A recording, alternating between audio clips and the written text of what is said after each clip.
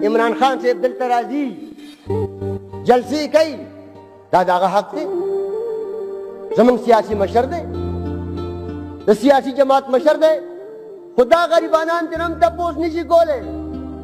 چې لږ په دې بېګناه انسان وژنه باندې هم خبره وکړه که نه نشي کولی پخپله هم نه کوي دی یې هم منې کړي او بیا دا معنی لري چې نن افغانستان کې حکومت د چا دی نن خو اشرف غني نشته نن کرزی نشته دا تړلې خبره ده ته پرې نه پوهېږي دا تړلې ده د پښتنو خبره د افغانستان سره تړلې ده دا د پښتنو خبره د افغانستان نه جدا خو نه ده جناب سپیکر صاحب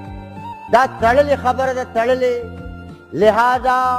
دا صوبایي حکومت یې ذمہ دار دی دا ورسره ملګری دی دی بته ورکوي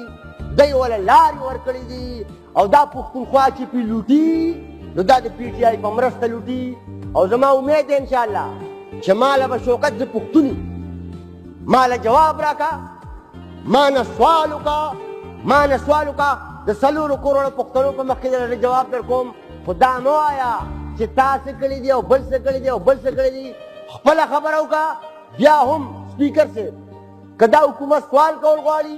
دی دې سوال وکړي ما له وخت راکړه زه به ورله جواب ورکوم چې دا ټوله دنیا یې واوري